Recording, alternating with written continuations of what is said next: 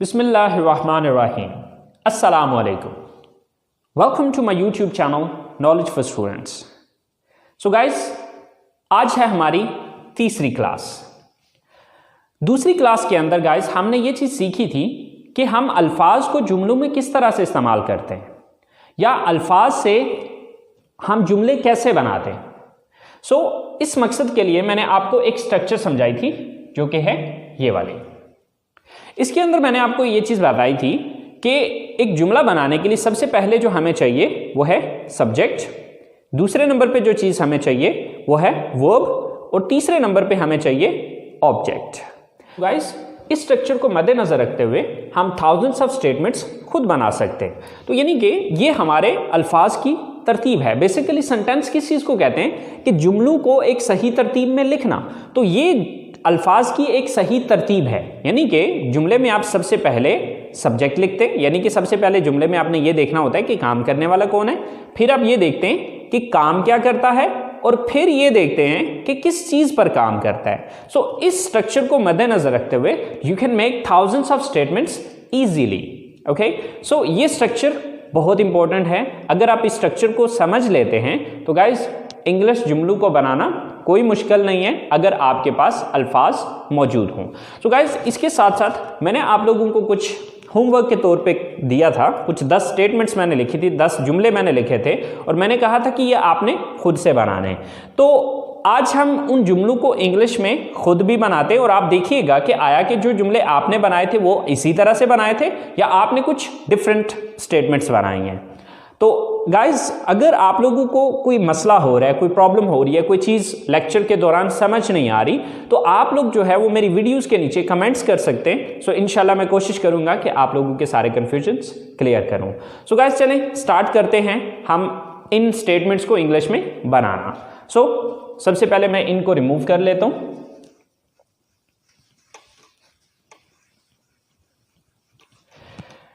चलें guys start करते हैं। हमारे पास सबसे पहली स्टेटमेंट है, हम किताबें खरीदते हैं। तो यहां पर सबसे पहले हम ये चीज देखेंगे कि ये काम कौन करता है, यानी कि सब्जेक्ट कौन है, काम करने वाला कौन है। हम किताबें खरीदते हैं, तो ये काम कौन करता है, हम करते हैं। तो सबसे पहले हम की इंग्लिश लिखी जाएगी। हम की इंग्लिश है वी। इसके बाद दूसरे नंबर पे हम ये चीज नोटिस करेंगे कि काम क्या करते हैं।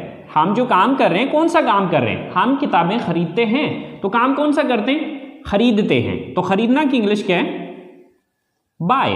We buy.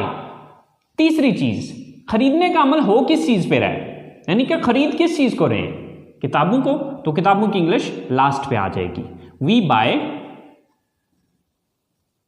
Books. We buy books, हम किताबें खरीदते हैं। इसके बाद हमारी दूसरी स्टेटमेंट है, वो म्यूजिक सुनते हैं। तो ये काम कौन करता है, यानी कि सब्जेक्ट कौन है, वो। तो वो की इंग्लिश क्या होती है, दे। अब दूसरे नंबर पे आ गया कि वो काम क्या करते हैं, सुनते हैं। तो सुनना की इंग्लिश दूसरे नंबर पे आ गई, लिसन।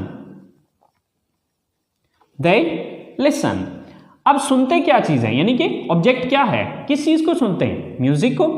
म्यूजिक की इंग्लिश म्यूजिक ही होती है। दे लिसन म्यूजिक, वो म्यूजिक सुनते हैं। सेम लाइक दैट, आप फिल्में देखते हैं। तो अब इसमें सबसे पहले हम ये नोटिस करेंगे कि ये काम कौन करता है। तो ये काम कौन करता है, फिल्में कौन देखता है, आप देखते हैं। तो आपकी इंग्लिश क्या है, यू।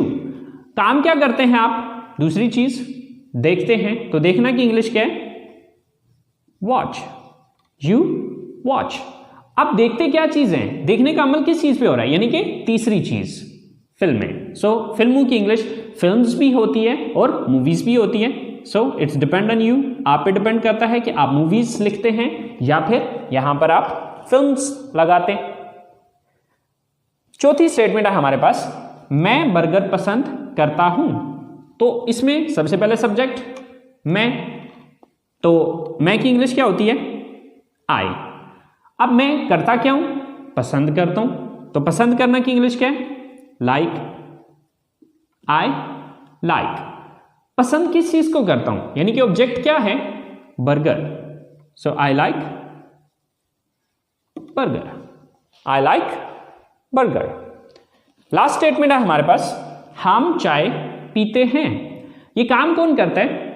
हम करते हैं। तो हम की इंग्लिश क्या है? वी।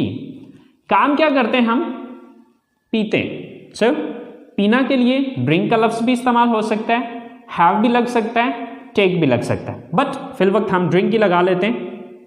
We drink. क्या चीज पीते हैं? तीसरी चीज। पीने का अमल किस चीज पे हो रहा है? चाय पे। सो चाय की इंग्लिश है टी। We drink tea. अब हमारी अगली स्टेटमेंट है, मैं फुटबॉल खेलता हूं। अब इसमें सबसे पहले हम ये नोटिस करेंगे कि ये काम कौन करता है। तो ये काम कौन करता है? सब्जेक्ट कौन है यहां पर? फुटबॉल कौन खेलता है? मैं की इंग्लिश क्या है? आई। मैं काम क्या करता हूं? खेलता हूं। सो खेलना की इंग्लिश है प्ले। I play. मैं खेलता क्या चीज हूं? फुटबॉल।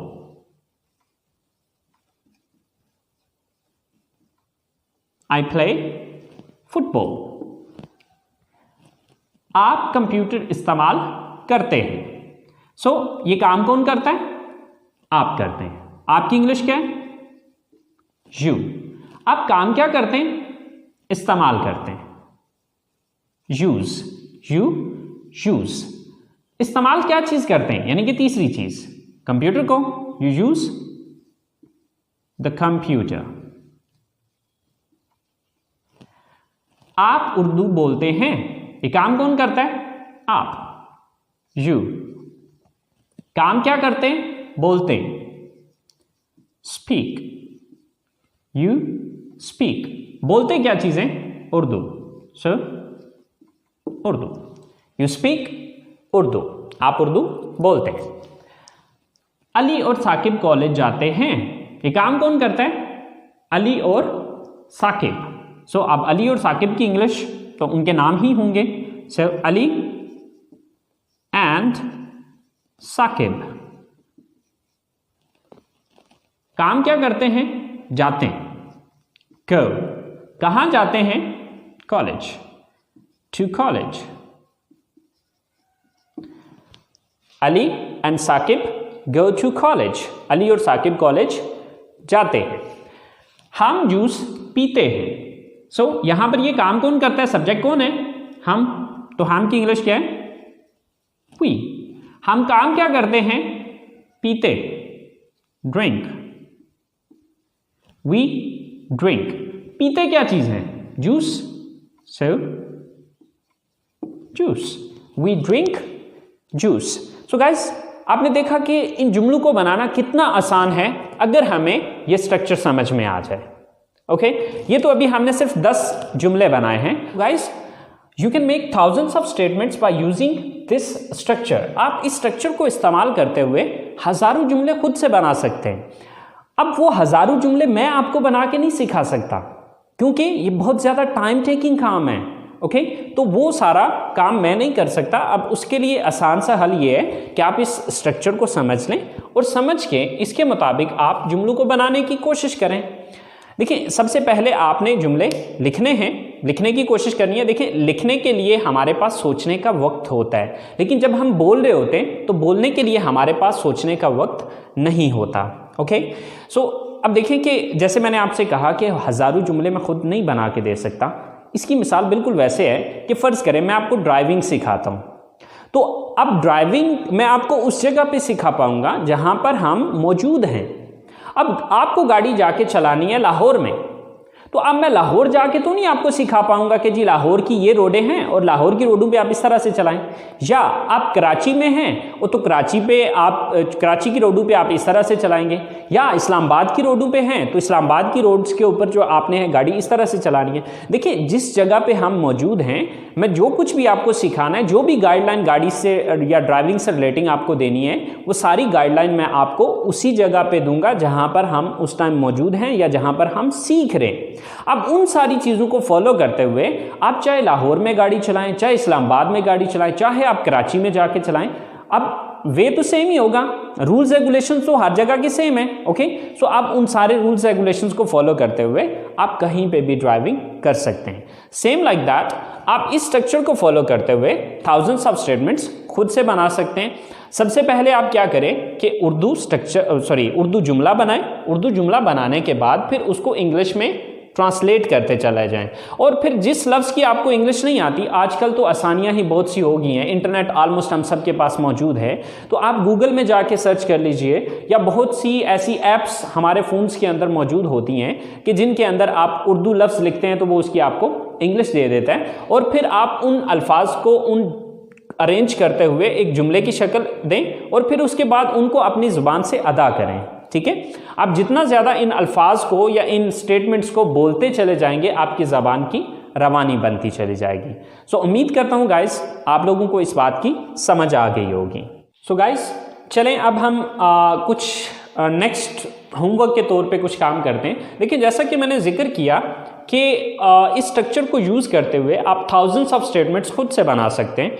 तो चलें देखते हैं कि आज के लिए आपको कुछ होमवर्क के तौर पे मैं कुछ देता हूँ कि आपने सुबह जागने से लेकर रात सोने तक की जो आपकी डेली रूटीन है, आपने उसके बारे में सेंटेंसेस बनाने हैं। सो गाइस मैं कुछ जो मेरी रूटीन है उसके मुताबिक मैं कुछ सेंटेंसेस बना देता हूँ। ठीक है, उर्दू उनकी मैं बना देता हूँ, आपने उनकी खुद से इंग्लिश बनानी है। और उससे हट के जो आपकी डेली रूटीन है, क्योंकि हर बंदे की डेली रूटीन सेम तो नहीं होती, हर किसी के जो कामकाज हैं वो अलग अलग होते हैं, हर किसी के डेली की जो रूटीन है वो अलग है। ओके, तो फिर आप अपने हिसाब से भी अपनी रूटीन को देखिएगा, लेकिन कम से कम उन सेंटेंसेस को ज़रूर बनाइएगा जो कि मैं यहाँ पर लिखने जा रहा हूँ।